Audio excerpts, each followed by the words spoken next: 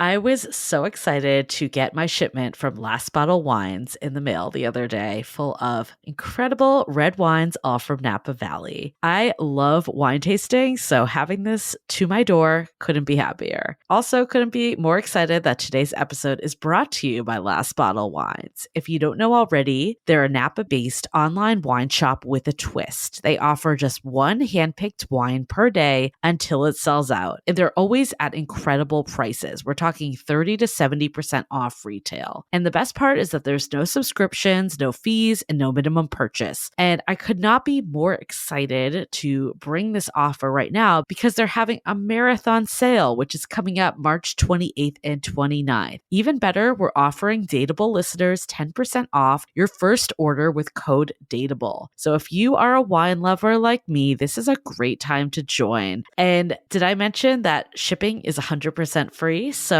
what are you waiting for? Mark your calendar for March 28th and 29th, or get on it earlier if you want. You can sign up at lastbottlewines.com and use code DATEABLE and find out why Last Bottle is the most fun way to discover and buy amazing wine. We are so thrilled to be partnering with Hinge. Hinge is the dating app designed to be deleted. As you all know, I'm a huge Hinge advocate as I met my partner of almost 3 years on the app. Even before meeting him, Hinge was always my go-to app because I met more relationship-minded people here and had some great dates. Clearly, I haven't been on the app for a little while, but I re-downloaded it to check out some of the new features. One that stood out to me was the voice prompt, my best friend's take on why you should date me, where your friend can hype you up. Not only does this make the profile creation less daunting, but it's not always easy to see your own green flags. So to test it out, I asked Yue some fun prompts to get her take on what I could put if I was dating again. So the first one, how long have we known each other? What was your first impression of me and how has that changed? Julie and I have known each other for almost 10 years. My first impression of Julie was that she's very social, but I've learned that she has a lot more depth to her beyond the social butterfly that she is. My next prompt, what do you think are my green flags? I would say she's deeply loyal. She believes in love, curious mindset, and she is fearlessly ambitious. And then last but not least, what kind of friend am I? Julie is the kind of friend who will always have your back, no matter what. Damn, that feels nice to hear. So download Hinge and try voice prompts today. Then find someone worth deleting the app for. The Dateable podcast is an insider's look into modern dating that the Huffington Post calls one of the top 10 podcasts about love and sex. On each episode, we'll talk to real daters about everything from sex parties to sex droughts, date fails to diaper fetishes, and first moves to first loves. I'm your host, Yue Xu, former dating coach turned dating sociologist. You'll also hear from my co-host and producer, Julie Krafchick, as we explore this crazy dateable world. Hey everyone, welcome to another episode of the Dateable podcast. I'm your host, Yue, along with my co-host and producer, Julie. And here we are, talking about modern dating again. Surprise, surprise. It's the end of the year.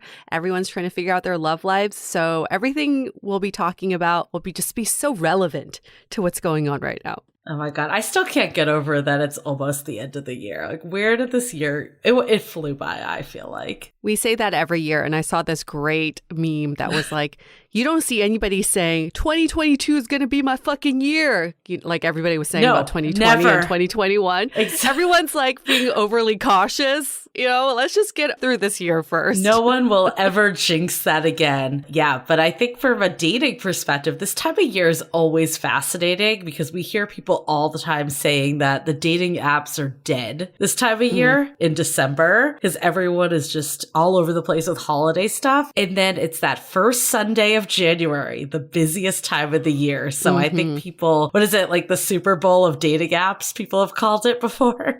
It's just, yeah. Get your dating apps loaded and ready to go. But we are doing something very interesting for today's episode because we know we've heard of so many of you say a few things. I think one is that people feel like there's never enough time on dating apps, that people kind of make snap decisions. Maybe they don't give people enough of a chance. You only get one shot that first date. And if it's not fireworks, then people are quick to move on to the next. So we hear that side. And then we also hear people that are sick of dating apps, that want more organic connections, more interesting meet cutes, more interesting dates, I guess, maybe as a third element of it, not the traditional go to a bar or even a COVID date of a walk or park. Like, what are some ways that, we can be more creative on our dates? So we're kind of combining everything into one for this massive dating experiment that I feel like the two of us have wanted to do for years. We have gotten two wonderful subjects to do a 24-hour date. Yes, you heard that right. 24 hours. These two brave souls volunteered to be part of this experiment, knowing that they will have to spend 24 hours with each other. Now, of course, the first question everyone asks is, do they have to do an overnight? No, they do not. We're splitting up the days. It's day 1 and day 2, okay? Get your mind out of the gutter. We're not forcing people to sleep together on the first date. But hey, if things go well, maybe they'll do an overnight thing. That's up to them. That is their decision and on their terms. I hope.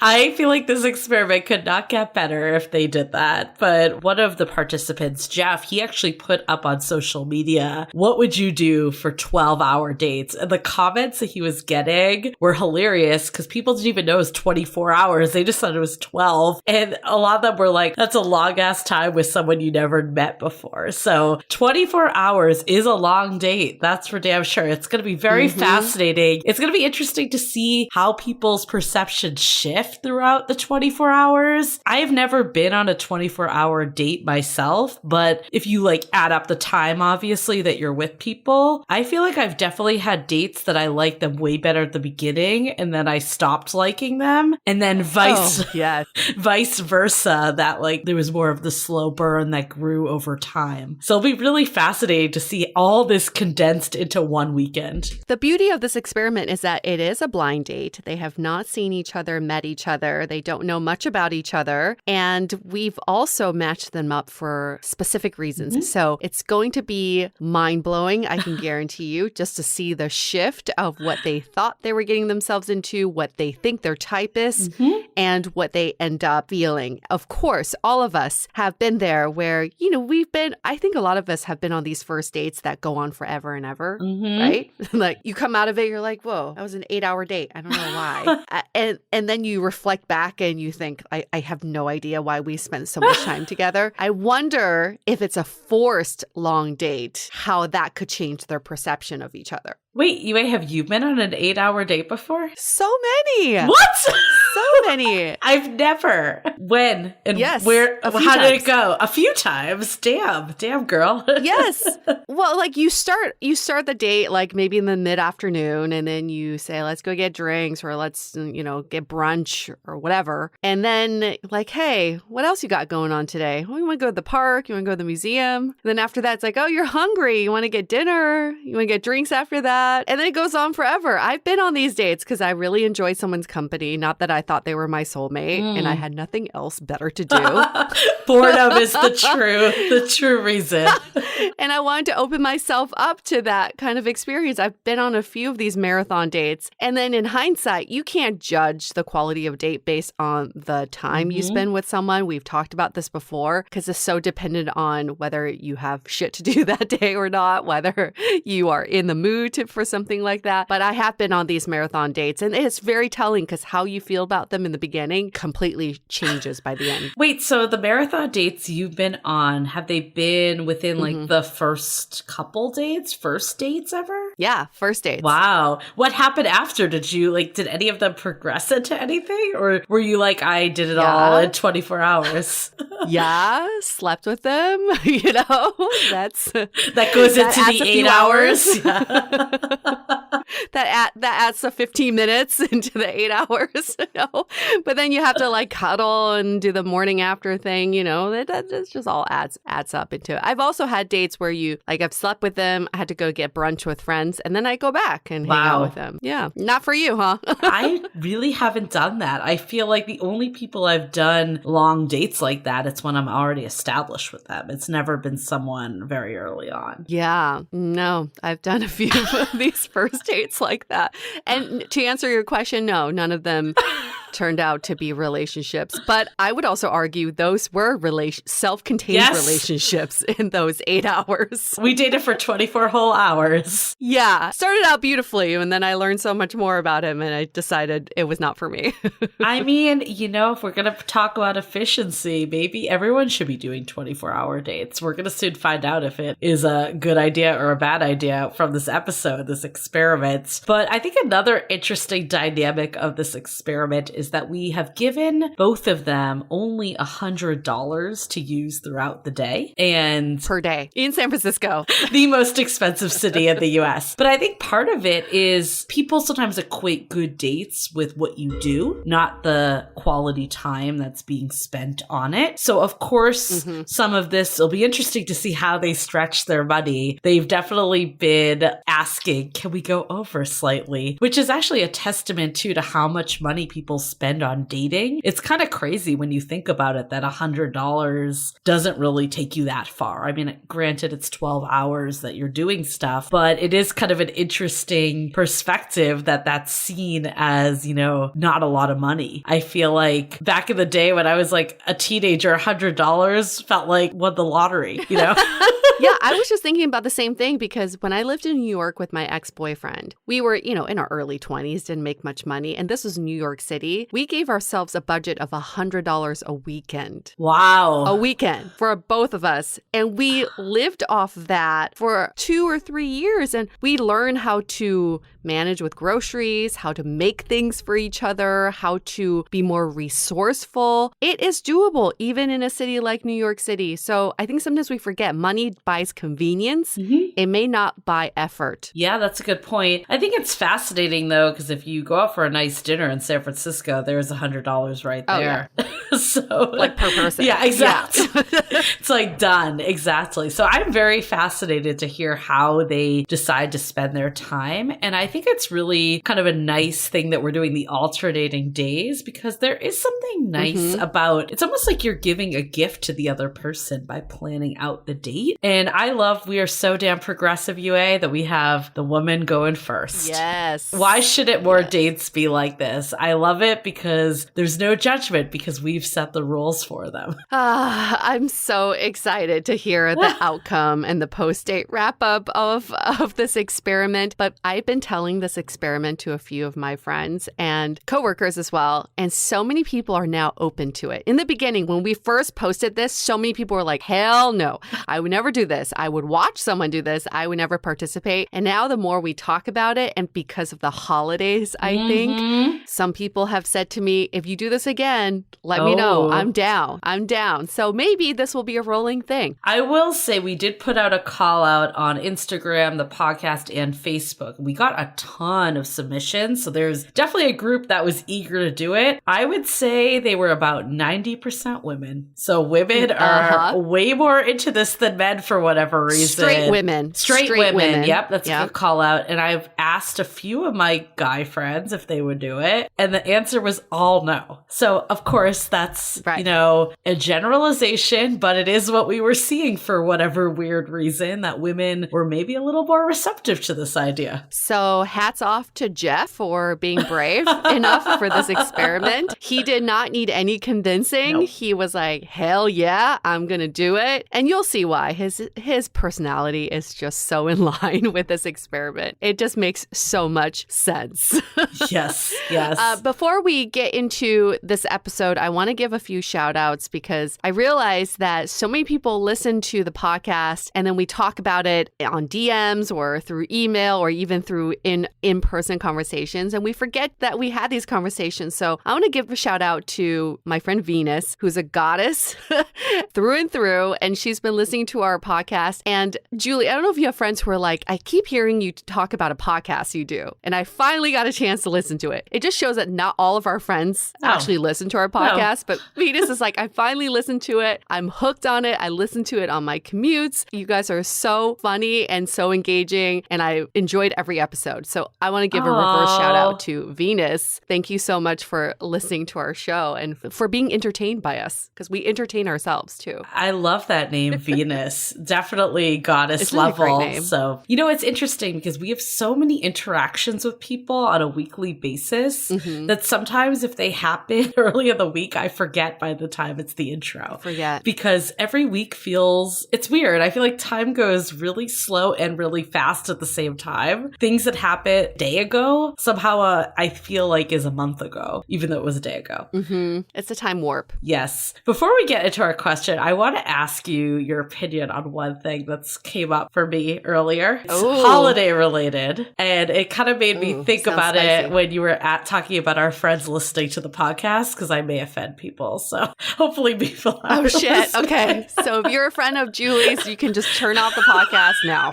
Maybe, hopefully they're not listening to this episode. No, all good. But I wanted to get your take on Christmas cards, or maybe the more PC way now is holiday cards. What are your thoughts, feelings? Physical cards. Yeah, like people customize holiday cards. Send them in the mail. They typically, not to generalize, they typically are photos of people's family for the most part, are the ones I get.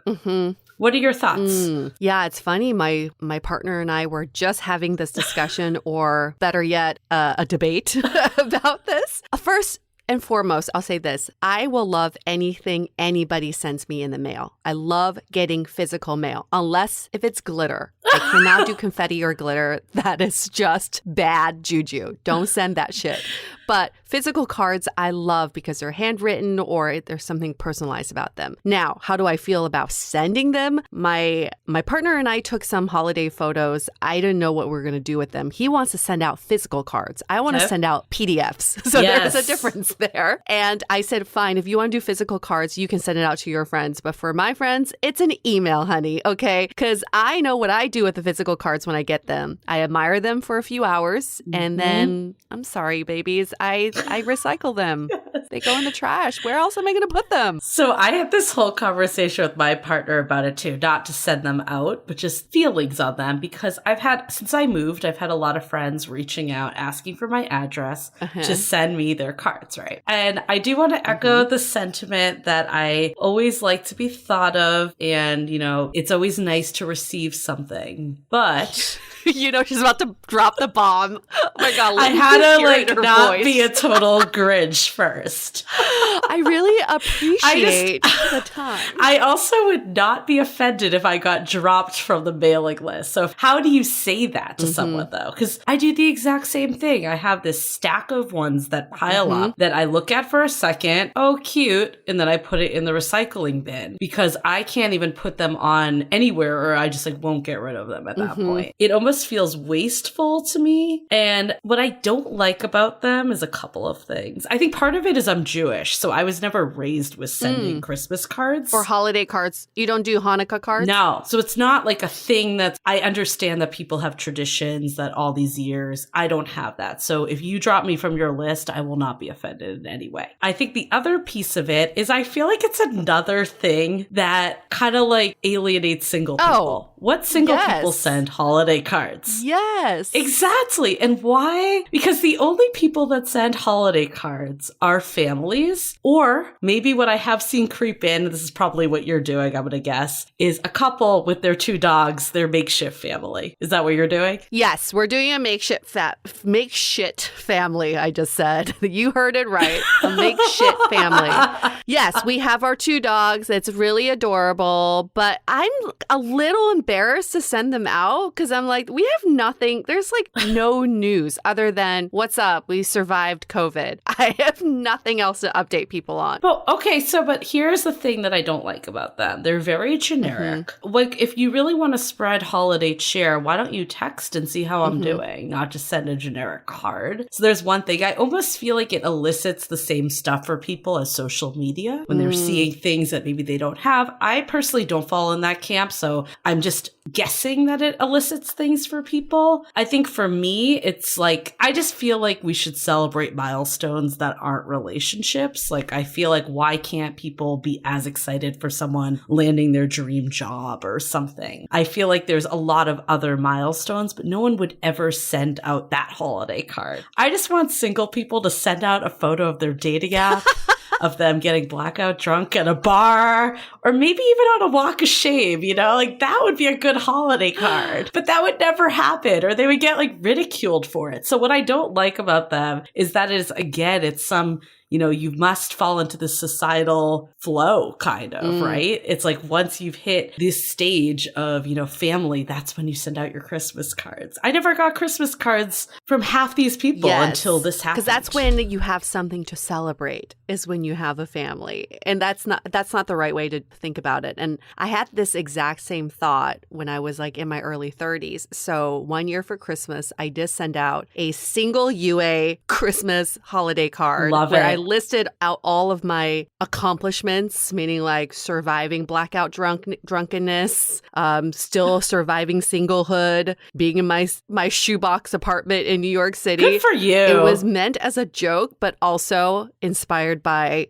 a Sex and the City episode where Carrie has like a celebration of her singlehood and she had a registry. So I did that. I sent it out as a picture of me in a Santa hat. It was like, happy holidays, just me. And so many of my friends, my single friends, all kept it because they thought it was hilarious. And then some of my coupled off friends felt bad for me. And so they were like, is everything okay? They called me up like, everything's okay. Just want to check in on you. But I agree with your views in that there's always something worth celebrating. And it doesn't mean that you have to be in a family or in a relationship to celebrate that. Yeah. But also what I don't like about these cards is that it's all about me, me, me, me, me. Here's what's been going on in my life. And I'm going to send this out to people that I haven't even spoken to in a year or two. I get these all the time. Yes, From people, I'm like, exactly. I haven't talked to you since last Christmas. And it was the same exact thing. It was just you updating me on your life. What if there was a way, here's an idea for you all. You send out holiday cards to your closest friends who matter to you, and you write a memory that you cherish about you and this friend together. That card I would save and I would collect them for years to come because that means something to me. And so I think that's what we're missing here is the holiday spirit is about celebrating the connectedness that we have, not just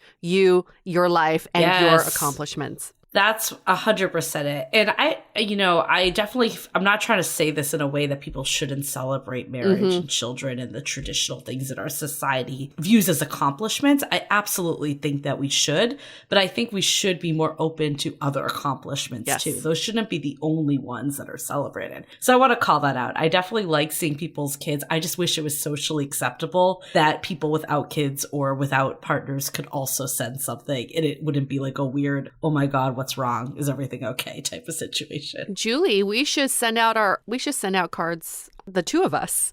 Our People lesbian already shoot. think we're lesbians. In fact, someone just asked me yesterday, he thought I was a lesbian with, of course, Julie. And I was like, well, you're not the first. So why don't we send out Christmas cards or holiday cards celebrating all of our fucking dateable accomplishments? Because we did so damn much this year. I'm so proud of us.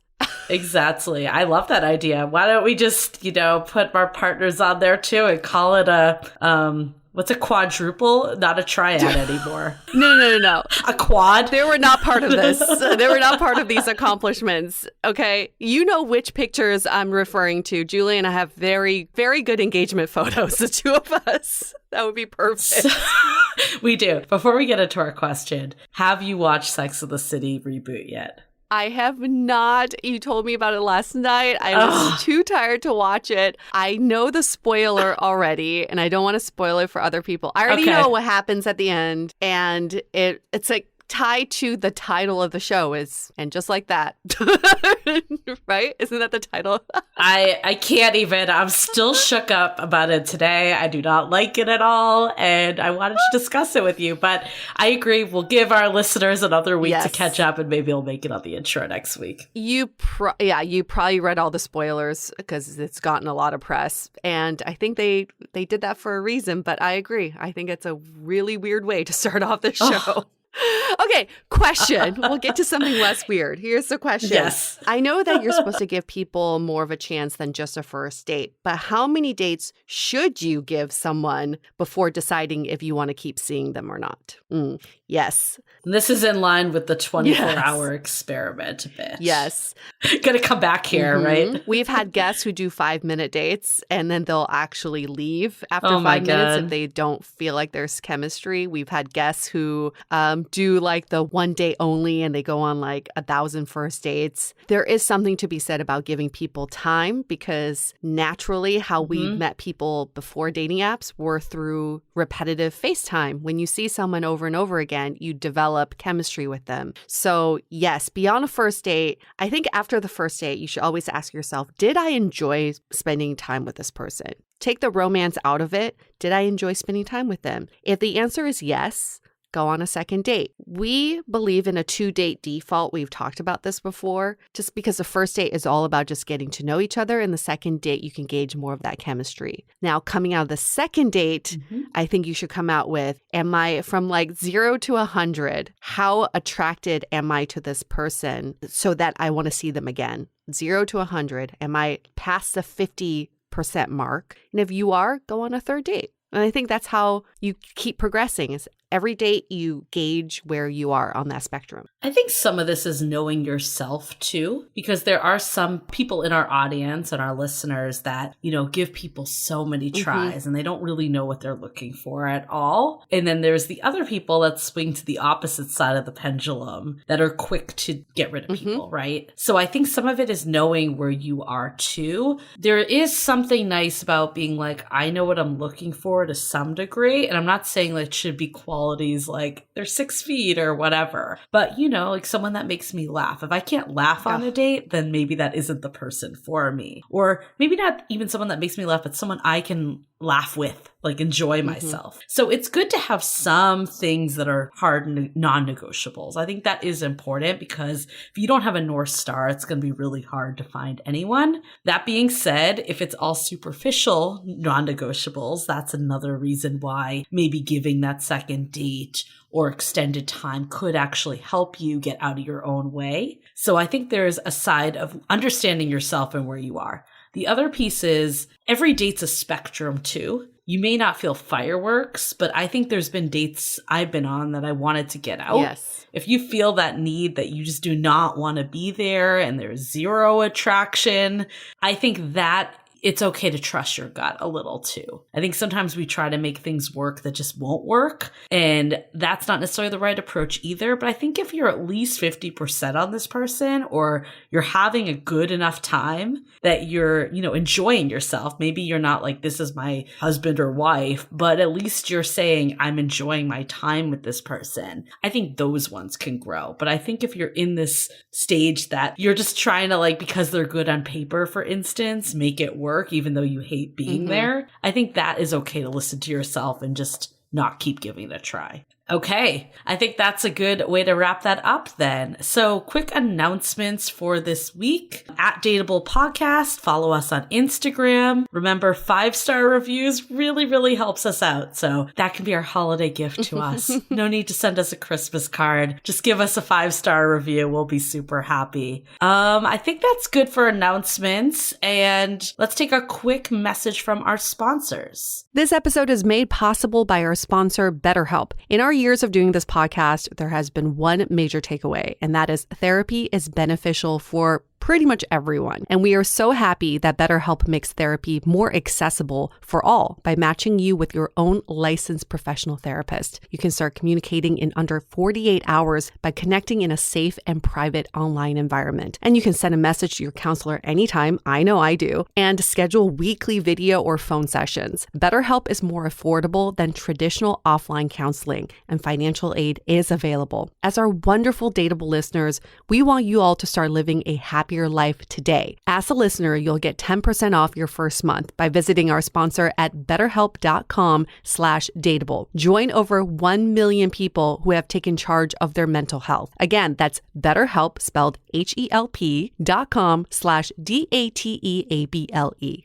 This episode is brought to you by Prose. Most of you have probably heard me talk about Prose, the world's most personalized hair care, and I want to update you all on the incredible results I've been seeing since using my customized products, which include a personalized shampoo, conditioner, and a pre-shampoo mask. My hair is now noticeably smoother, and I used to have really frizzy hair, and now it's much easier to tame. I personally really love the pre-shampoo mask because, well, it smells incredible, and it just makes my hair feel even softer. To get started with the personalization process, you take an in-depth hair quiz with questions around where you live, your diet, and your lifestyle. And they even take into account stress. By analyzing over 85 personal factors, Prose determines a unique blend of ingredients to treat your exact concerns. Prose is a healthy hair regimen with your name all over it. Take your free in-depth hair consultation and get 15% off your first order today. Go to prose.com/dateable. That's prose.com/DATEABLE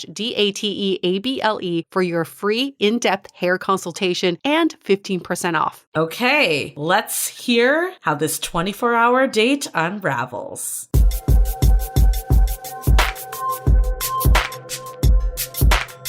Let's meet our daters. First up, we've got Jeff. He's 43 years old. He lives in Oakland, originally from the suburbs of Chicago, and he's pretty single. He's been taking a dating sabbatical, well, until now. He recently moved back to the Bay from Chicago after ending a pretty serious relationship. Mind you, I have not gone on a date for probably over 2 years. So instead of me thinking like, oh, well, let me just ease on into it, I'm like, 24 hours. Let's do this. Then we've got Nora. She's 35 years old. She lives in San Francisco, originally from New York, and she's single and actively going on dates.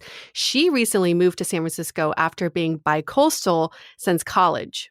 Dating in New York has not been great. Like the ratio of straight women to straight men is just like so skewed. So for me, I was excited to come to the Bay Area. I just got here and dating's been for me a really positive experience here so far. Like everyone has been so intentional. They're open to communicating what they want. I mean, I haven't met someone who I feel like chemistry with yet, but I think men know they have to work a little harder because there aren't millions of women just like who are beautiful and gorgeous and running around New York in their stiletto heels and are like 5'10". It's like nice to see men doing the work. So this 24-hour date concept, we sent Jeff and Nora out for 2 12-hour dates, 10 a.m. to 10 p.m. on Saturday and Sunday, and both daters got $100 to spend. And we had Nora plan day number 1, Jeff planned day number 2. And throughout the date, Yue and I checked in with them to hear how it was going, what they were up to, how the connection was blossoming, basically what they were spending their time doing. So let's hear from them for the first check-in, all about their first impressions.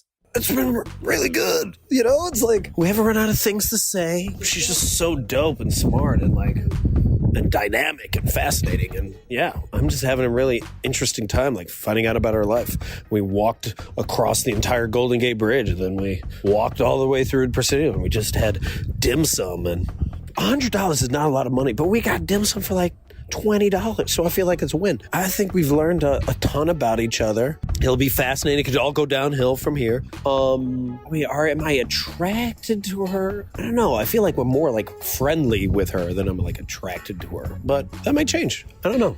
First impressions are great so far. Jeff seems really open. He seems down for anything. He's such a good sport. He's also just really open and vulnerable, and that's really cool. And it's been really nice to explore the city together. So overall, great first impression, great selection. Thank you for being thoughtful in that choice. This is really fun so far. And then we checked in with them again around 6 p.m. to hear one surprising thing they've learned about each other. Now, keep in mind, this is 8 hours into the date. So this is way longer than your typical date. Let's just hear what they found surprising. What have we been up to since, when did I check in? 3? So now we're in the Mission District. We're at Mission Chinese Food, classic place. We love it because it's super cheap. We only have $32 left, and we're trying to maximize it. What have we done in the meantime? We tried to find the best mojito, could not find it, as we kept going to places that did not have mojitos. We had a lot of bad drinks, So we went to like 3 or 4 different bars. We got tired because we've been walking I think we have like 30,000 steps today. Because we did walk across the Golden Gate Bridge, walk back, and then walk across the entire Presidio all the way to Dim Sum in the morning. I don't know if I mentioned that, but that's what we did. As for the question, what is something surprising that I learned about her? I don't know, that she's like a badass and she's dope at her work, and also she's still trying to figure things out like the rest of us, right? Like we were talking both about like going through like imposter syndrome and struggling with that, and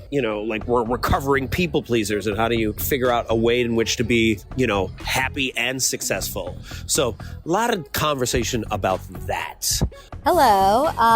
We have been in search of the perfect mojito in SF since our last check-in. That was kind of an abysmal failure, but in a really fun way. Apparently there's a mix shortage in San Francisco. So we just kind of ended up bar hopping, and now we're at Mission Chinese. It's one of my favorite places. Yeah, one really surprising thing I learned was just how much Jeff stepped up to help take care of his nephew.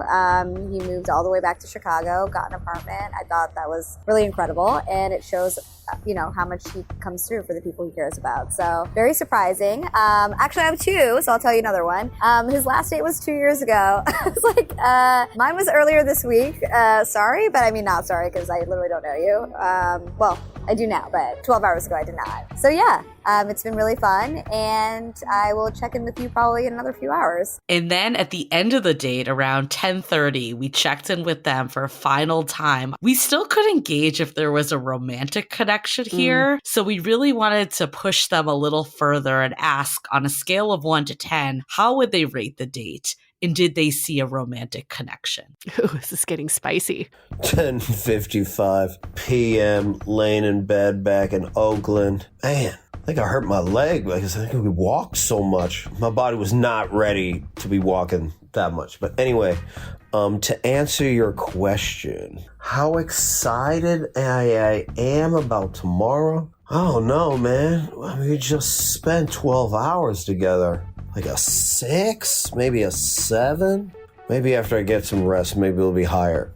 As for like whether we're compatible together, I'd probably rate it like our compatibility is like a 5 out of 10. We had a really amazing day, right? And we connected and was, I'd give that like 7.5, 8 out of 10 because just we were able to get along. But, the reality is like I'm a play guy. Play is like rooted in who I am. And I asked her like, when was the last time she played? And she doesn't know, right? So it's not wrong or right. It's just different. We have different, like my lowest level of play is probably over an overwhelming amount of play. So we'll see tomorrow. Maybe I'm wrong about that. But yeah, we could talk all day about anything, especially about like politics and race and all that jazz. But from a compatibility standpoint, right now it's like a 5 out of 10. Maybe it'll change. Hello. Sorry I didn't do the memo last night. I was so tired. I literally put a heating pad on my hip and fell asleep. I would say I'm excited. I'm like at a 7, and that's only because honestly 12 hours is a really, really long time. It's like this paradoxical situation where I think you're giving someone, obviously more of a chance in time to get to know people. And it's been awesome to be able to delve more deeply and to kind of, I think you're trying to wear us down, right? That's the point. You're also trying to make sure you give, each of us gives someone a real chance. Because I think in this disposable app era, it's just like people don't even try. Yeah, it's like 12 hours. So I'm only giving them a 7 because of that. And I think trust, intimacy, that comes with time, and you can't cram that all at once, right? It's like sustained connection. It's consistent behavior. In some ways, yesterday was this like, for me, I tend to overshare and then have like an emotional hangover. If you give me 2 hours, I'll do that. So if you give me 12 hours, I'll really do that. So maybe also feeling a little bit like, oh, okay, like what will today bring, given that yesterday kind of brought, definitely new and unique experiences, both in terms of experiencing SF generally, but then also, experiencing all these things with a man I literally didn't know 24 hours ago. So yeah, a little bit actually more nervous now that he's had a chance to kind of see who I am, right? But yeah, I'm also just physically tired. I'm old. Not old, obviously, but heating pad after a 12-mile walking day old. Yeah, I do think maybe there's a romantic connection, but I couldn't say that after seeing someone once, That's just, for me, literally impossible. And then we're back at it again for day number 2. The daters met again at 10 a.m. This time, we checked in with them around the same time as yesterday, which is 2 p.m., but we didn't get a voice memo back until 5 p.m. So WTF, what was happening? Turns out they were having a little too much fun. Okay, here is my recording. Probably 2 or 3 hours late. Apologize, but, these things happen. It's been awesome. It's been so lovely. The things that I planned out worked out even better than I thought. So I took her to my friend Reem's restaurant. She owns this really dope, awesome restaurant. And she was there, and a bunch of my friends that also work there were there. And they told us all about the restaurant, and they gave us a tour of the restaurant. And that was like really the thing, because I wanted to do something different where we like interacted with other people. It wasn't just like pressure was just on us to like, we can only talk to each other. So that was the strategy. Like, okay, let's do things that I wouldn't even normally do anyway, right? So I'm going to Reem's. They gave us so much extra food, which is great, because I was like, our budget is only like $30. And then we went to my friend's campaign holiday party. So my friend Matt Haney is running for office, some assembly district or something like that. So we crashed his party because it's a free party where they had like grits and chicken wings and waffles and stuff like that. And then we got drinks, and then we started telling everyone about this Dateable podcast episode, and then people started buying us drinks. So I had a plan of what we were going to do next. I was actually going to take us to the mall and pass out flowers to people that we thought were really dope. But this guy just came up to us and he goes, hey, y'all really cool. I've already bought you shots. You want to go to this party at Twitter? I might be going to this Twitter party. So I don't know if we're going to actually go.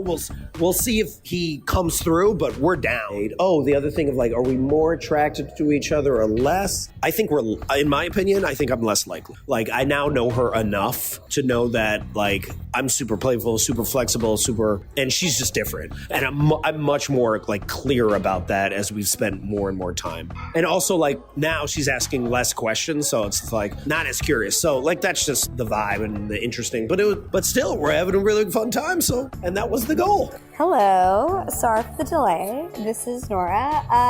The date's going really well. You were asking me to check in again about the romantic prospect part, and I feel like it's an interesting concept. I think in 2 hours, I was like, okay, this is somebody I would go on another date with, right? But the activation energy for that next step in terms of like romantic viability, like I don't think even if you spent like a full 24 hours together, you could like figure that out. It's sustained consistency. It's sustained like reliability that for me, and I know that's like maybe like too much, right? Like how do you define romantic? For me, it's like, oh, do I feel safe around you?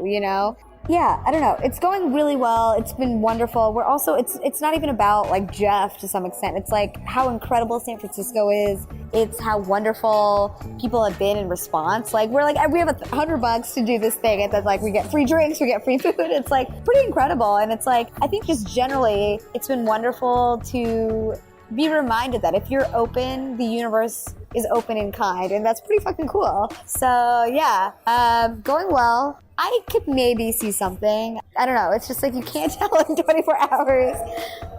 But what an experiment. This is pretty fucking cool. So thanks. And then at the end of the date, we did one final check-in. We heard a lot about what was going down on this date, but not a lot about the connection still. So we really pressed if there was the connection and if there would be a date number 2. Woo. All right, final recording, 10:16 p.m. It has been a journey. We have done so much for 24 hours. The fact of just being with someone for 12 hours, then a break, and then 12 more hours it's hard, man. It is difficult. Going back to the question of like, would we go out again? In my opinion, no.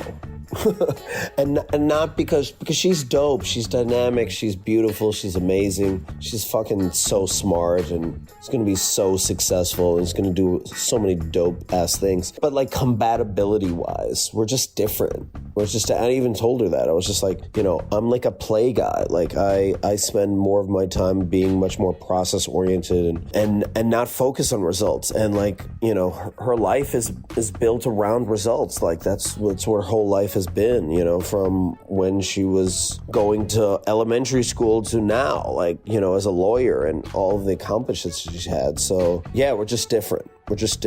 And I am much more curious, or I don't know if I'm much more curious, but it's just like I ask more questions. I don't know if she even asked questions the second time, but she was definitely more comfortable and didn't feel like she had to prove herself or do any extra things that she had to do the first day. She communicated to me, so we were much more real today. And being much more real today, I realized that we're just not as compatible, which is fine, right? It's just, it's just what it is. But the fact that we were able to like connect and be as sociable with each other for that long period of time, even though we didn't know each other, was really like amazing and difficult to do, but we were able to pull it off. So overall, the date was like a 7.5, 8 out of 10.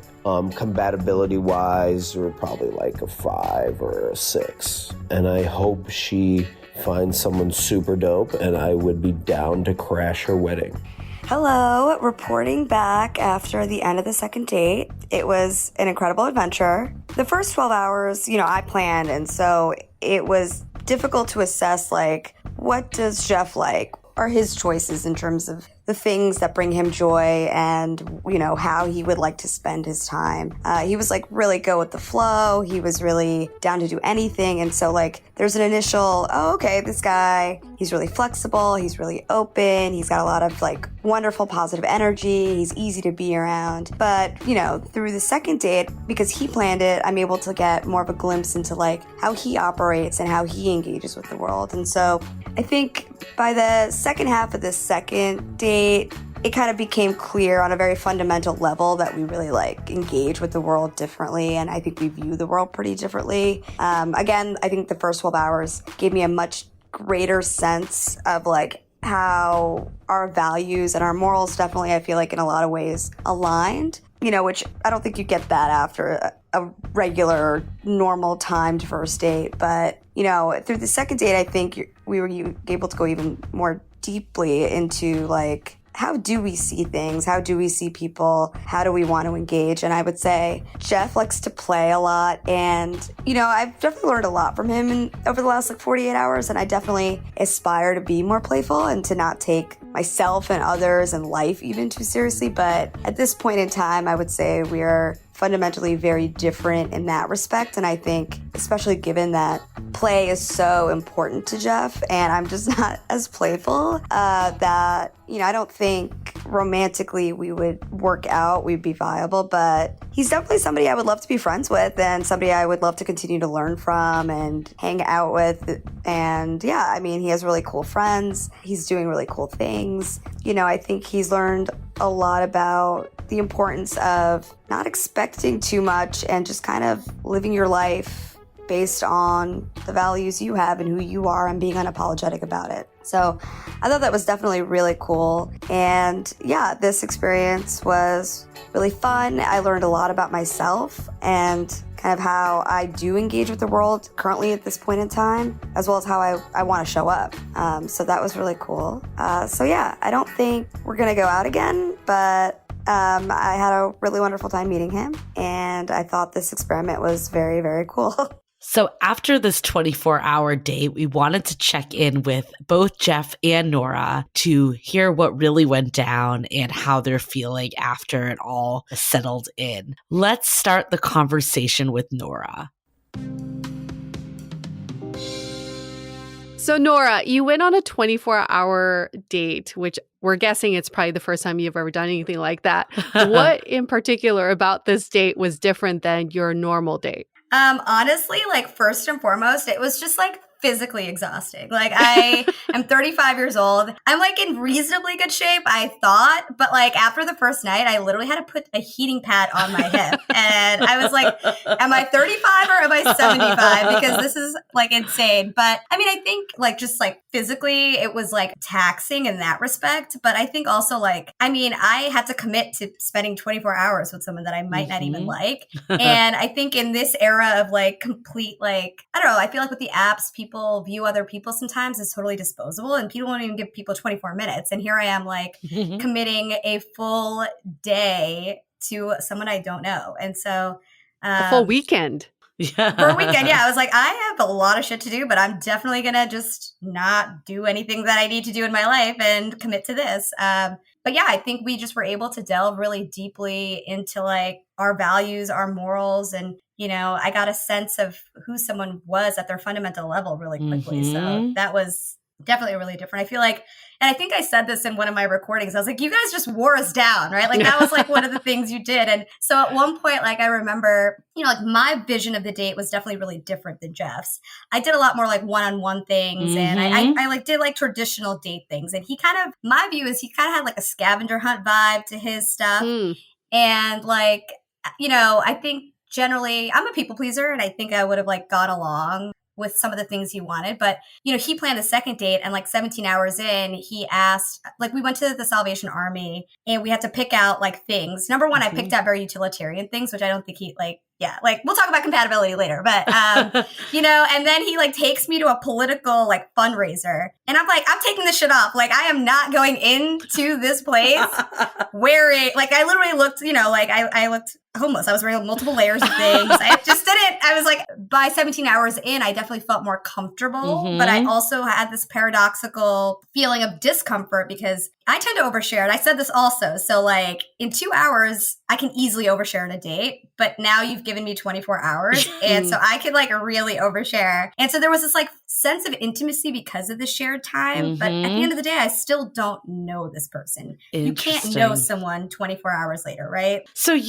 so it's interesting because it sounded like at the beginning, it sounded like there was maybe more of a connection for you. And then as time went on, it seemed to be more, this might not be the best match. We're not super compatible. Kind of walk us through that. Like what changed for you? Yeah. I mean, I think, I think like physically, I just didn't to be completely frank, I didn't feel a lot of like chemistry initially, but I really, really enjoyed Jeff's personality. I thought he radiated this positive energy that I would love to be around. And his morals and values really aligned with the ones I currently have and the ones I aspire to have, I think. Like he's somebody really committed to play in all aspects of his life. And I'm somebody who I tend to be a rule follower. I tend to take myself and things too seriously. I tend to have a lot of expectations about things. And it was like wonderful to be around somebody who was like unapologetically himself and who wants to play. But I'm just, and I want to be more playful and I think I'm going to work on it for sure. Like I think through this experience, I learned a lot about myself, but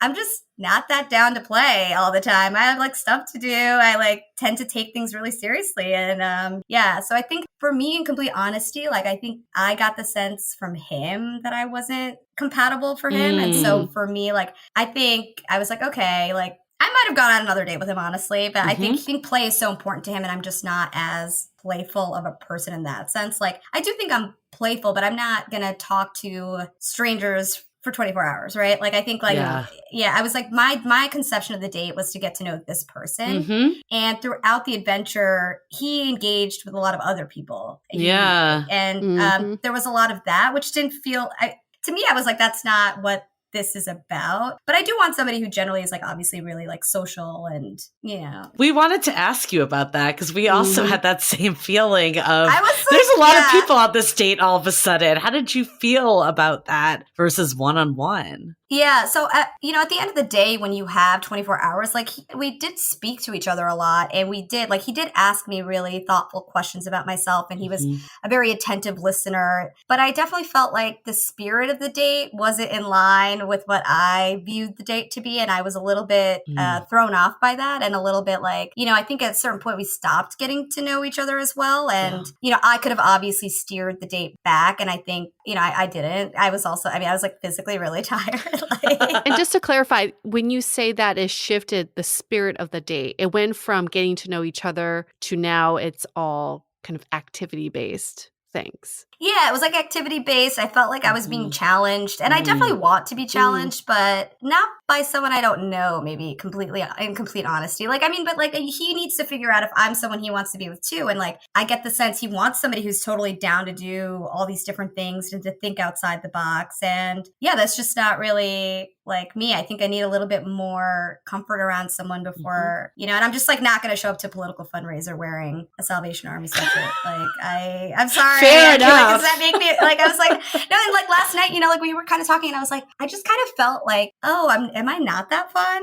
And, that's my own stuff, right? Like someone's own perception of me, especially someone like, we spent 24 hours together, but he doesn't know who I am, right? And so this is a thing that I just need to work on generally to not be swayed. Like I know who I am, or I'm working on that. And I know I'm a fun person and my sense of fun might not be the same as someone else's. But I do think we are not compatible, but I think I was a little hurt that maybe he didn't think we were compatible because everyone wants to be liked anyway, right? So again, that's a me thing. Did he say that to you? Yeah, I think so. I think he wanted to like be direct and frank, which I also really appreciated. I wasn't sure how I was feeling, to be completely honest. I felt really exhausted and I feel like I didn't have time to really process everything. Like I think I would have taken more time to think through, okay, because like I do think it's really hard to come by someone who has a joy for life like that and like morals and values that I just felt like he understood me. There was an implicit understanding there that I think comes a lot from our shared upbringings. Like he's half Filipino, I'm Indian, and a lot of who I am and how I perceive the world and a lot of the expectations I place on myself come from that Asian upbringing. And it's nice to not have to explain that and nice for somebody to get that. But I mean, there are so many measures of compatibility. And I mean, I think there was definitely other things that were lacking. It was just really nice to meet someone though who like I feel like understood me and agreed with me on like really fundamental things, right? Like I think he'd be a good dude. Like I think he'd be like, for example, and this is not like a lot like this is not aligned with the Asian part, but he was just like a really thoughtful person. And like the second day he like brought a care package because it was gonna rain. And he remembered like popcorn was a snack I really liked. And he had an umbrella and a poncho and popcorn. I was like, that's so thoughtful of you. Like, here's a man who's like, he's like clearly emotionally available. He's ready to put the work in, right? Like whether or not I liked or agreed with his ideas for the date, he came in with a really, really thought out plan. And, he introduced me to people in his life and he did all the things I think a lot of us want someone to do. And so I think I was kind of hoping like the chemistry would build because he has a lot of the things I'm looking for. He really does. I think fundamentally we just kind of view the world a little bit differently. And I think we're looking for people like, I think I need someone a little lower energy and I think he needs someone higher energy. I thought I had a lot of energy, but I don't have 24-hour date every day energy. So, okay, let's hold that thought for a quick message. This episode is made possible by Badlands Pets. As you all know, Mojo, my precious baby, is the reason why I found love in the first place. He made me feel love again. So I would do anything to ensure his health and longevity. And actress Katherine Heigl and I have that in common. She's helped save over 16,000 dogs through her foundation. And after doing a ton of research, she feels there's one place we can look to improve any dog's health, and that's their food. So fortunately, she found that just by adding a few special superfoods to her dog's food, she saw huge transformations in their health. So she's made a 20-minute video explaining step by step how anyone can do the same thing to see incredible changes in their dog's health. I've definitely re-looked at what I'm feeding Mojo and making sure that, hey, he only has one life to live, and I want to make sure it's the best damn life. So if you want to keep your dog healthy and happy, go to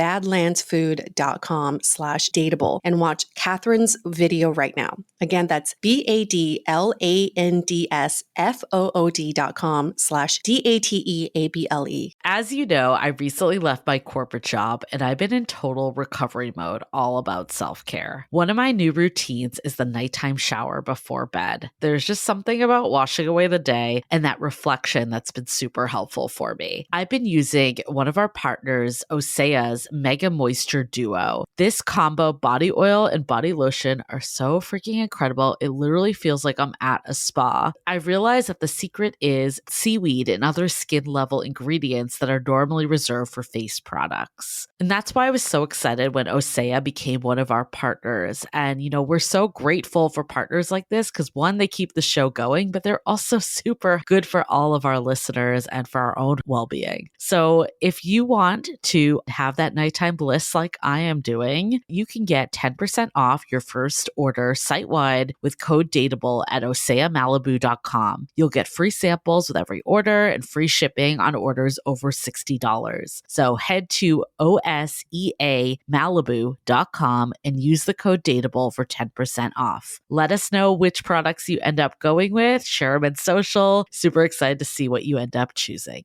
This episode is made possible by Armoire. Armoire makes getting dressed easy. With a clothing rental membership from Armoire, build the perfect wardrobe with brands that are high quality, unique, and recommended just for you. All you have to do is take a 5-minute style quiz and select items from your dynamic, personalized closet. The styles show up at your door in as little as 2 days. Then when you're ready for new clothes, just swap them out. Listen, I live in Southern California. There is absolutely no need for puffer coats or any sort of those winter jackets. But when I travel anywhere else in the world in these cold months, I'm often burdened with the task of getting winter clothes. And now with Armoire, I can just rent my winter wardrobe. It's brilliant. Right now, our listeners can give Armoire a try and get up to 50% off their first month. That's up to $125 off. Just visit armoire.style/dateable. That is armoire.style, spelled ARMOIRE.style/DATEABLE to get up to 50% off your first month and never worry about what to wear again. Try Armoire today. What does being playful mean to you? I think it means being down and flexible, but I also think there are boundaries and there are limitations, just like there are with anything, right? Like I think it was a really cool idea to go pick out something at the Salvation Army, but then when I'm going to go to this political fundraiser, I want to be respectful to the candidate. Mm-hmm. I want to be respectful to the people around us, and I want to be presentable because I want people to respect me and I want people to, I'm a rule follower too, to some extent. Like I think he had some other ideas where like one of the ideas was to basically pretend we're in a fight, like with an Uber driver there. And I'm like, I don't want to put an Uber driver in a really uncomfortable spot, honestly. Like that's just not me. So I think I'm playful, but I also want to be really respectful of other people. And I tend to be really, and maybe I'm too empathetic. I am a really empathetic person, and I'm attributing my own comfort levels and my own morality onto like these random people. Like I feel like generally people didn't care. Like he got compliments on his sparkly scarf. He got compliments on his hat on top of his hat. But I was just like, I think being playful means being open, being flexible, not being so wedded to results, but, trying things and experimenting. But for me to be able to do that, I think I need more comfort with the situation and more comfort with the person I'm with. It does sound like you would consider yourself playful. You're just not to the level of playfulness that he wanted. Agreed. Or his definition of playful. That might not be the only definition either, right? Right. I do. I actually think I'm a really playful person, and I believe other people would say that about me. But I can be shy. I can be, which people, I guess, sometimes they don't believe. But I think for me, I don't think I embody any value or personality trait that's like completely unbounded. And I think with Jeff, I saw a level of energy. I saw a level of playfulness. I saw a level of just kind of like not giving a fuck, to be honest, which is cool. But I have not seen that in a lot of people that I typically surround myself with. And so like, I definitely feel inspired by him to kind of move a little bit further on that spectrum, but I'm pretty comfortable where I'm at, I guess. I'm glad I'm like processing this with you guys. Because I definitely, I felt like, and I know this is silly, but like, because I also did sense like, okay, I don't know if we're that compatible in these respects. But then when, I felt like he was pretty direct, I was like, oh, but you don't like me even though I might not like you. Like, it's just a silly thing that I think a lot. No one likes to be like rejected or viewed as somehow less than, Yeah. I mean, I think that's definitely something that comes up with modern dating. It's interesting because you guys kind of got like a mini relationship within 24 hours. Yeah. That's what's so crazy, right? Like, and I was seeing someone obviously before Jeff. And, I feel like within one day, I learned more about Jeff than this other guy. And I mean, and one of the reasons I'm no longer seeing that other guy, obviously, is because he just was not open or able to be vulnerable. And, so it was like really kind of crazy though. Like I would never have any expectations after a regular first date to get the amount of information I got about Jeff and to like be like, okay, like this is how we view family. And this is the like unconditional love that we provide the people that we care about. And this is how we show up and how we show that we're committed to the people we care about. And then after the second date, like I really saw how he fundamentally interacts with the world in a way that I don't think you get that unless you're dating somebody pretty regularly for like weeks or months, right? Because also like we're doing all these different activities that bring out, I think, with an intensity that you wouldn't get doing normal activities. Right. I just don't think I would have seen that had we not done this together. But there was a shift on day 2 where you said you stopped talking to each other. Can you pinpoint exactly when that happened or what caused that to happen? Yeah, I mean, I think it was basically we went to this political fundraiser. There were obviously a lot of other people there. And then, so we both had the same idea that we were going to have the beginning of the date be really structured. And for me, I was like, because I didn't know him at all, right? And I didn't know what he'd like. So I figured I would just have a lot of options available. But the first part would be pretty structured. It'd be pretty like standard and benign, right? Like a walk across the bridge. We're going to go through the Presidio because it's beautiful. We're going to get some dim sum because I have $100 and dim sum's delicious. But then afterwards, I wanted to be flexible. I wanted to do like a wellness check, make sure he was like feeling okay, and then see what he liked. And then we could adjust from there. And I think his view was the same, that, he had a set plan for part of the date. And then he wanted to kind of be flexible and see how the date took us. But once we were at that bar, and I'm not putting it on him. Like, I don't know what happened. But, throughout the journey too, we met a lot of really wonderful people. And, once I shared kind of what was going on, like, especially in particular, like there was this bartender, Crystal, who like, she was just wonderful. And she was like, wait, you're all on a date and you have less than $100. And she just like gave us drinks. She gave us shots, like, and that was wonderful. And that kind of thing felt organic. And it was like still a part of the experience we were having together. But then at some point we're like talking to all these other people at the fundraiser and then we're hanging out with them. And I was down for that, right? Like, but when I was looking back at the date, I was like, this isn't to me getting to know each other. I'm not getting what we were supposed to get out of this date. But also, again, like I am somebody who is more focused on the goals. I am somebody who's like, I was given an assignment from you guys basically, and I'm going to follow the assignment. And I think he just lives his life with more flexibility, which I think is a really cool thing. But I felt like at a certain point, we just kind of were just doing activities, but also like by that point, like it's the second day, the weather isn't great. We're kind of confined by certain things. Like we're physically exhausted, it's raining outside. And so I feel like at that point, it kind of became like, okay, we aren't really engaging directly with each other, but maybe we needed the break too. Like I kind of had made jokes about like napping or going to a movie where we just didn't have to talk to each other. Cause it's like, it was like a thing, right? Like there were so many, like it was just so much time together. Yeah. And also like you're spending a lot of time talking to each other, but then you're also doing these physically arduous things. And like, I feel like I sound like I'm like really out of shape. I'm not, but like, I'm like, I was tired and, maybe he felt the same way. I didn't think at the moment anything of it, but then kind of looking back, I was like, wait, we kind of stopped engaging directly. And then he brought it back. Like we ended up going to a comedy show and like other things like that. But I did feel like there was this moment where things kind of got like weird in that respect. We got a vibe that you seem very open-minded throughout the whole process. And I think that's a really wonderful thing. And I think I don't think anyone should make you feel like not fun enough. Like, I think that's all really dependent and maybe it just wasn't the right, fit in general for both parties. But it seemed like you were very open-minded, which I think is a good quality, especially on a 24-hour date to have, that's really important as like you bring what you've learned from this date into other dates. I guess like from your perspective, what is it that you learned from this experiment about yourself and how you're looking to date? Well, I think I am continually learning to just kind of, be unapologetically me. Because even throughout this process, I'm telling you that I don't think we're compatible because someone may not think he's compatible with me, instead of like really being introspective. Like, what do I want? What am I looking for? Because I did sense, like, I think I was like, I tend to do this thing where I like want something to work. So I try to make it work.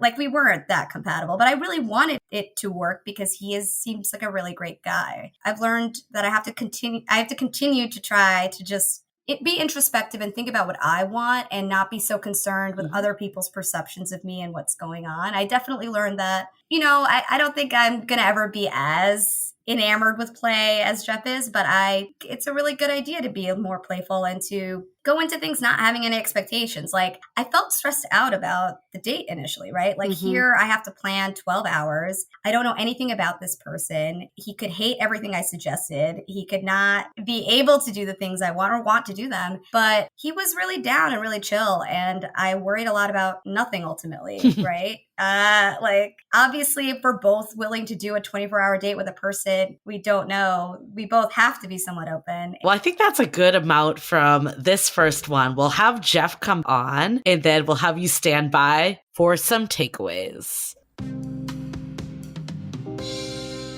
Jeff, you've done a lot of fun experimental dates. We're guessing that you've never done a 24-hour date before. So what about this date was different than your average date? So many different things. The fact that it was 24 hours, the fact that we spent 12 hours back to back, the fact that it felt like it was 10 dates, and also that it was a blind date where neither of us knew anyone. We were just like, this is the first time we were connecting. And that also we only could spend $100, which then made it we had to be very creative in what we did in those 12 hours with only $100. So it seemed like from the very start, you didn't feel like the romantic connection, at least from your check-in. Was there ever a time that you felt this could be something, or was it kind of consistently more of a platonic vibe? I mean, maybe early on, maybe in the first like 4 to 6 hours when we're just trying to get to know each other. Because again, like you get to learn so much about the person that a lot of times you don't even know if you're like, do I like this person or not? Because you're like, man, we have so much time together, so we're going to have plenty of time to figure this out, right? And then I think at one point when we were talking about play, and like, I'm a play person, like that's what I do. That's what I do for a living, all that. And she was like, I don't play a lot. Like, I just don't play. Like, that's just not my thing. Then it was like, oh, okay, that's one of the first times where I was like, ooh, well, this is where we, are different. But also I was repeating myself, even in the recordings, like, I'm embracing my panda-like spirit. Like, let me be curious and let me be present. And let's just keep going because maybe that will change or maybe that will evolve. But I don't think then it ever went there. So as soon as she told you that she wasn't into play, that's when the connection ended for you? No, I think it was just like, oh, okay, well, that doesn't mean that it's like not possible. Let's just continue to experience this day. But just the way in which we each show up is drastically different, right? She's awesome, right? She's like dynamic and like at the top of her game. I think also because she's so results oriented, it's very different from me, who are much more process oriented. So just even the way in which we show up in public is different. And I could see that in each and every one of our interactions when we would go to like a certain bar or we go to, like a restaurant or something like that. We just showed up differently, which then just like felt like there was just not that type of connection. Having said that, we were both really curious about each other, so we would.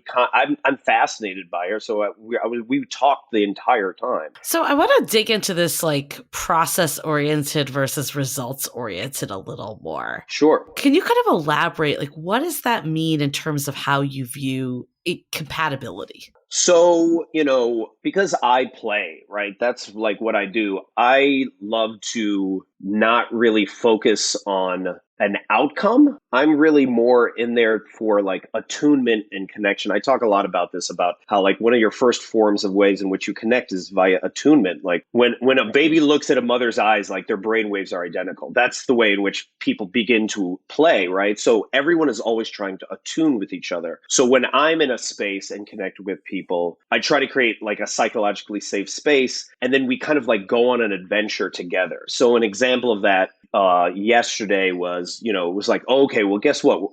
For my day, one of the things we're gonna do is we're gonna dress up, and then we're gonna go to this like random event. I'm not gonna tell you the brand; it's gonna be a surprise event. But we're gonna go to the Salvation Army. We only can spend like $6.50 each on an item or items.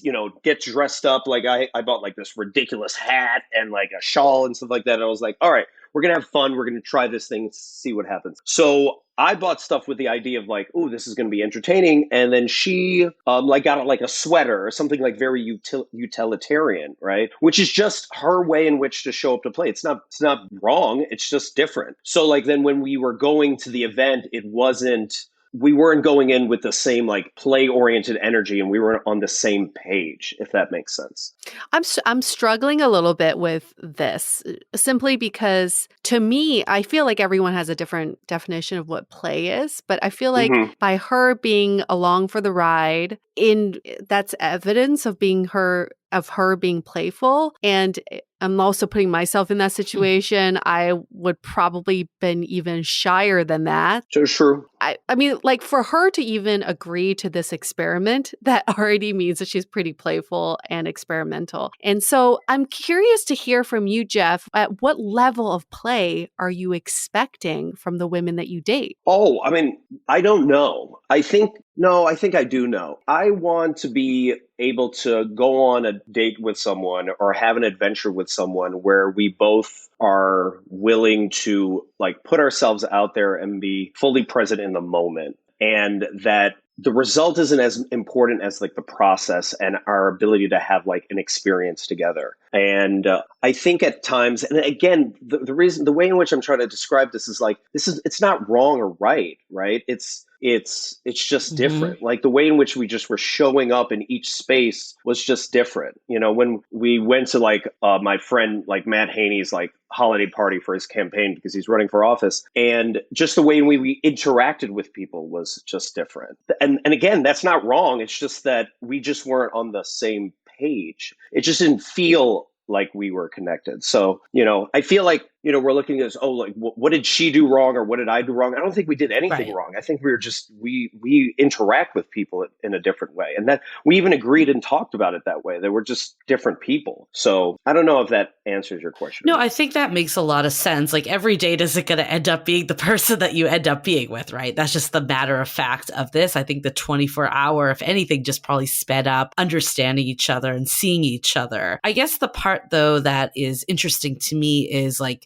is there a world where differences could actually make you compatible? And there also are a lot of different other elements that make someone compatible outside of just play and how they interact in social settings. I guess, was there anything that you really liked about her that you do want in a partner? Yeah, I mean, she is ridiculously smart, ridiculously dynamic. We had so many interesting conversations about politics, about, power, classism, all this stuff. So it was really interesting and riveting and fascinating. And she's just doing a lot of really dope work. Speaking to Nora about that, I could have talked to her we talked for hours about that. And I love that. I thought that was really amazing. And just also the way in which we both want to like impact the world. We both want to like, our work revolves around leaving not a legacy, but leaving an impact that actually helps other people, and to like speak for people that may not be able to speak for themselves. So that's where we both connected. You did communicate the incompatibility. Can you walk us through how you communicated that? Oh, so then after the date, when we were just like texting back and forth, it was like, hey, this is what I really loved about, our interaction, everything together. But I feel like because I'm much more of like a play guy, and I kind of show up in this like play setting, and I'm much more silly and very out there. That might not be your vibe. So, from my perspective, I didn't feel like we had that level of compatibility, but I still feel as if you're super dope. And so you did mention that her curiosity tapered off on day 2. Did this happen after this talk? Oh, no, we didn't have that talk until all the way at the end of day 2. Okay. So when did you notice the curiosity kind of tapering off? I think probably the second day. I think when we also became more comfortable with each other. We also have to remember the dynamic is we just spent 12 hours together and talked the entire time together. So in many ways, we felt like we had learned a ton about each other already. And then my day I felt was a little bit different from her, her day. Mine started off by, I got her like a care package because she, really liked popcorn, and I found that out, and I got like an umbrella and like a poncho, and I was like, okay, let's start off today that way. Then we went to my friend's Reams restaurant, it was the first time she was opening it up to anybody since the pandemic. So it was like a really special moment to like, oh, we got to go to my friend Reams restaurant. We're the only people in there, only people allowed in there at the time.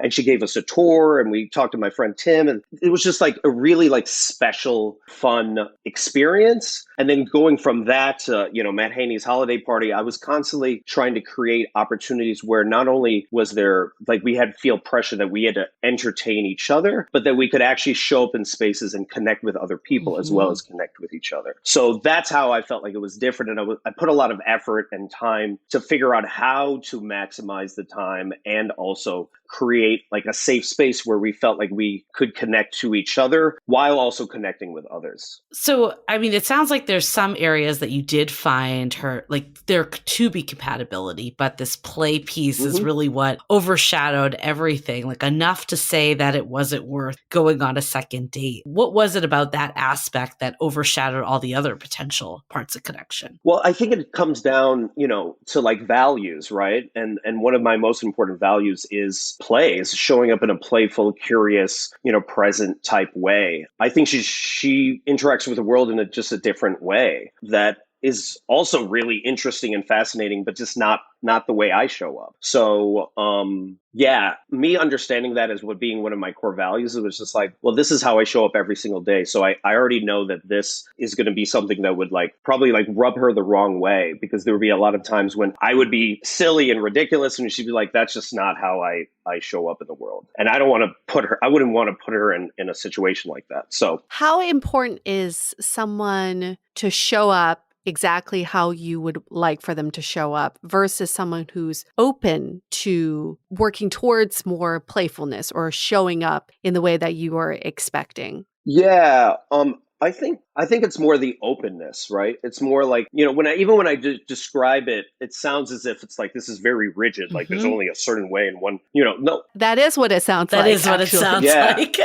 I'm sorry. Yeah, it does sound that way because when I even describe play, I describe it in like, it's a very open-ended, like we're having like an adventure together. So there's a lot of opportunity to show up in many different ways and play in, they don't have to play my way, but I just want them to be able to, be more themselves and be willing to allow their silly weirdness to come out. And some people just don't find that. That's not their jam. So that's understandable. A lot of the people that I've dated are kind of weird and kind of silly and are open to things like, like I have these flowers here. One of the things we were potentially going to do is, people watch. And if we saw anyone that we thought was like really interesting or fascinating, we had these flowers, and I was thinking about like giving them out to people. Well, I asked her, Nora, is that something that you'd be open to? And she's like, no.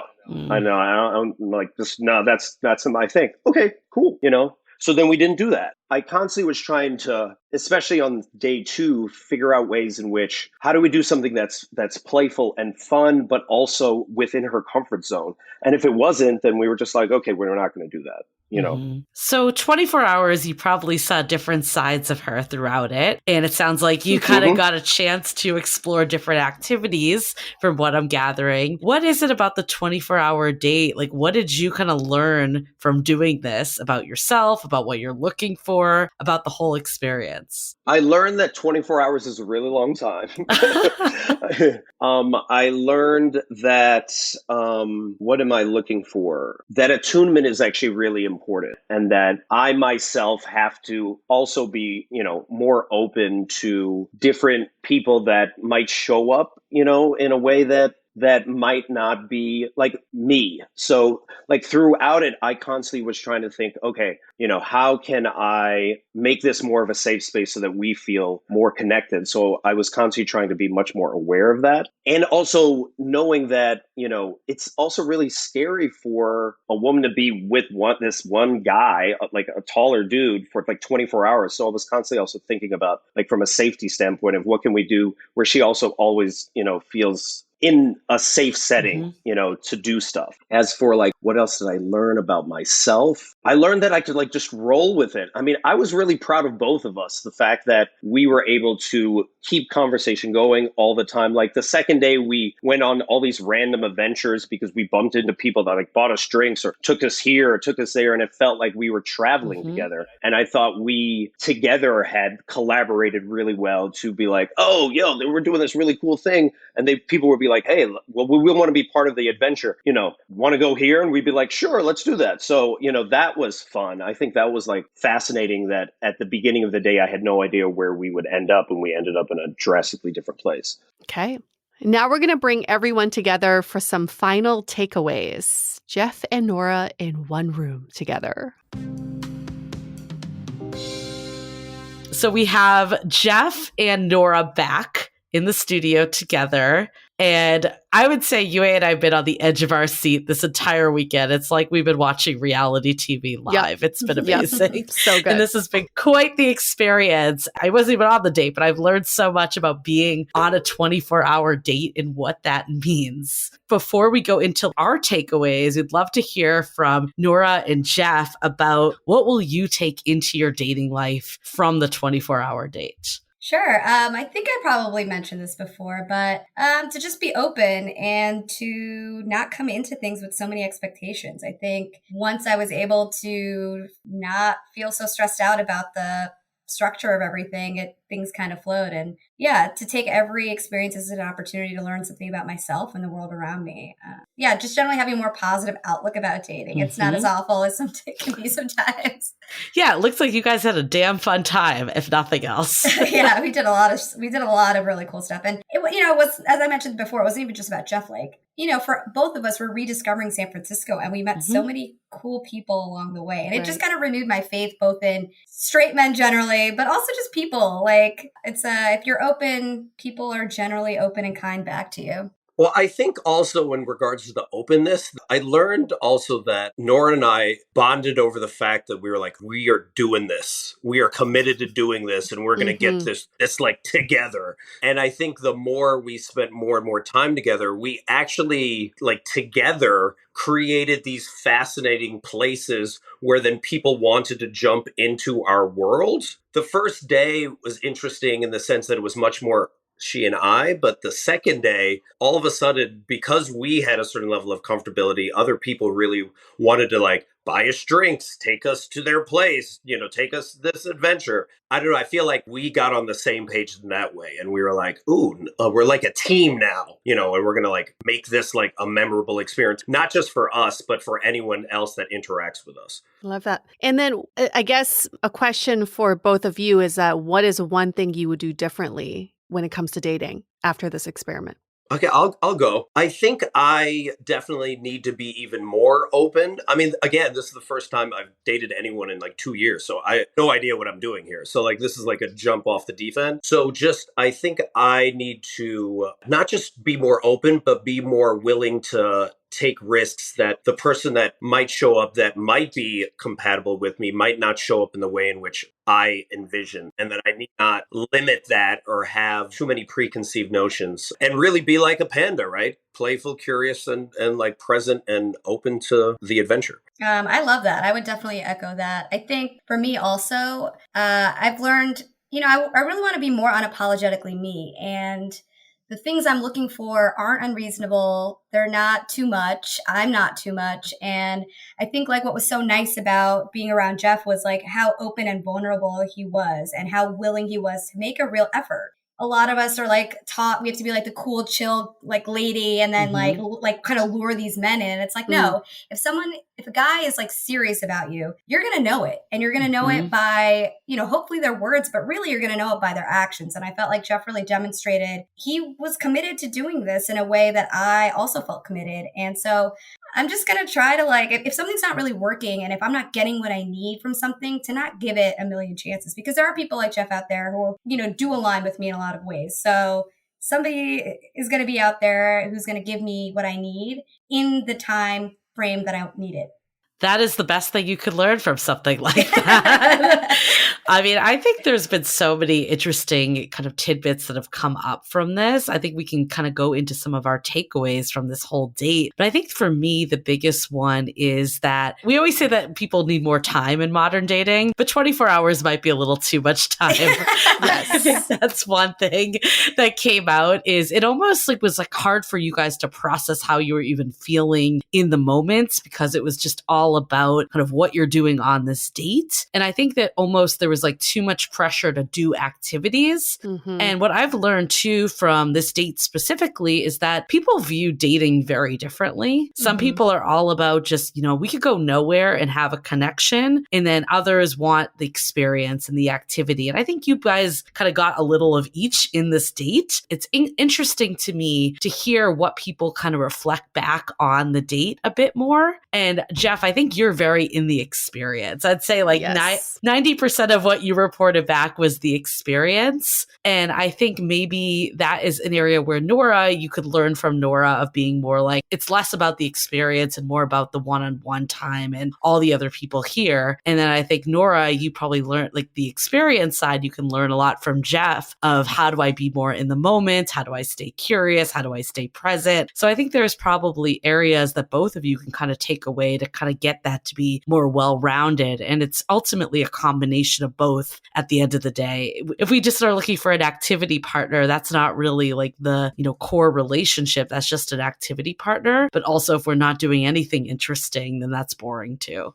Yeah, I'll just say, I definitely want to be a more present person. I think I'm so goals oriented. And when I think about what I'm looking for, I want a relationship. But why do I want a relationship? It's because I want marriage and kids. But obviously I need to experience life with somebody every day, right? Like, life is literally millions of 24-hour sessions back to back. And so do I enjoy hanging around this person? Can I really be wholly myself and totally vulnerable and feel safe and comfortable around this person? So yeah, I definitely want to be more like Jeff in certain respects, but I still got my eye on the prize. I want a husband. I want kids. I'm going to do things where like, I want to like get to know you. Right. Yeah. Yeah. Oh no, I completely agree with that. I almost feel as if the first day was much more of us connecting on a level of like understanding each other and who each other were. And then I think the second day was much more experience led.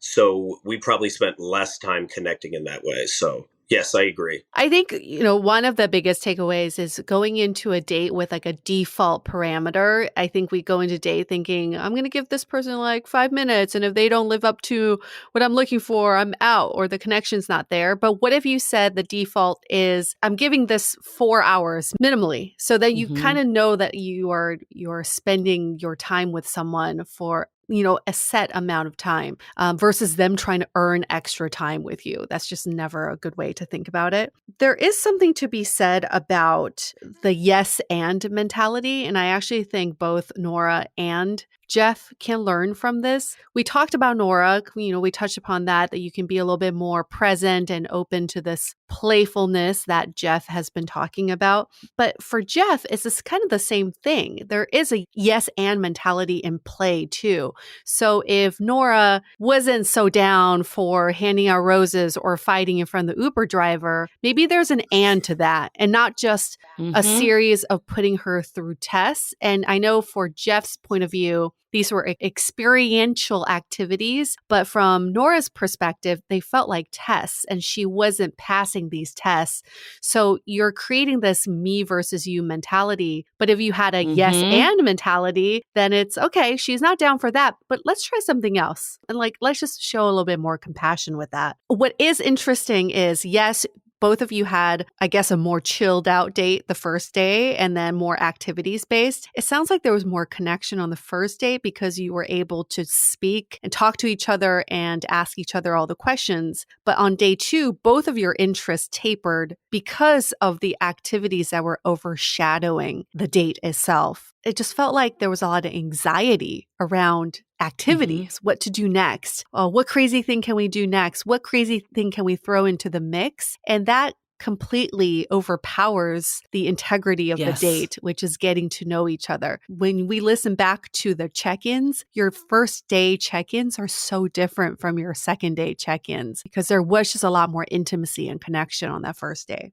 Yes, I agree with that. I agree there is something about, like, you know, when it is too activity focused, you may lack the ability to get to know each other. I do also have to say, though, you know, because, you know, I'm all about the yes and like mentality. And I feel as if, and let me know, Nora, if I didn't do this, that if I presented, you know, a play experiment, if we didn't want to do it, then I'll be like, oh, that's cool. We'll just do something else. You know, I wanted to create like that safe space that it didn't feel as if, like, you know, she was going through like a marathon or a challenge of like, now the next thing. But I do feel there's also opportunities in the play where one learns about each other that you can't learn from just talking about something. You know, it's more in the actual experience as well. So I feel there's value in both. When two people are in a space connecting with many different people and watching how they work with each other, they learn a lot about each other in that process as well. Because you can also say like, hey, I'm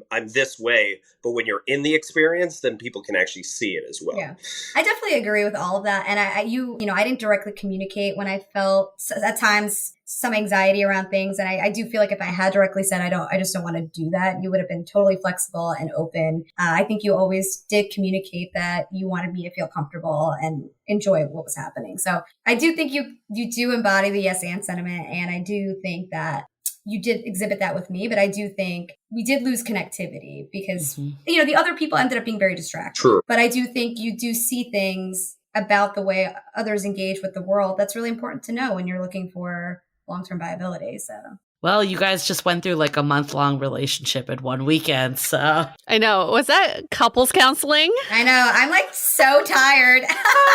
Love it. Well, thank you both for participating in this. This has been such a great experiment, and we're so glad that you two had a good time and learned so much about how you can show up for dating in the future. Yeah, and taught us how to get free food and drinks. Yeah. Now we know. Just go into a bar and say, we're doing this dating experiment. We got no money to spend. Give us some free drinks, and they'll do it. Exactly. But in all seriousness, despite the incompatibility, you both still learned relational skills. And that's what ultimately what relationships are about, is you're relating to someone else, right? So I don't think anybody should ever say like, I spent so much time dating people that weren't right for me, because those people who are not right for you are prepping you for the person who is right for you. So thank you for being on board and being open-minded to that. Oh, thanks so much for the adventure. This is definitely fascinating. Yeah, for sure. I learned so much in such a short amount of time. It was wild. I think I'm going to definitely do dating differently now. Love it. I'll try it. Fabulous. Well, thank you so much for being part of the experiment. And thank you all at home for listening to this experiment. If you love this experiment, if you want to sign up for a new one that we have down the line, you can DM us or email us. You just go on our website, dateablepodcast.com. Or better yet, give us a 5-star rating in Apple Podcasts, and then we'll, put you at the top of the list. That's how you get in. All right. Okay. We're going to wrap up this episode in true dateable fashion. Stay dateable. The Dateable Podcast is part of the Frolic Podcast Network. Find more podcasts you'll love at frolic.media/podcasts. Want to continue the conversation? First, follow us on Instagram, Facebook, and Twitter with the handle @Dateable Podcast. Tag us in any post with the hashtag StayDateable, and trust us, we look at all of those posts. Then head over to our website, dateablepodcast.com. There you'll find all the episodes as well as articles, videos, and our coaching service with vetted industry experts. You can also find our premium Why series where we dissect, analyze, and offer solutions to some of the most common dating conundrums. We're also downloadable for free on Spotify, Apple Podcasts, Google Play, Overcast, Stitcher Radio, and other podcast platforms. Your feedback is valuable to us, so don't forget to leave us a review. And most importantly, remember to stay dateable.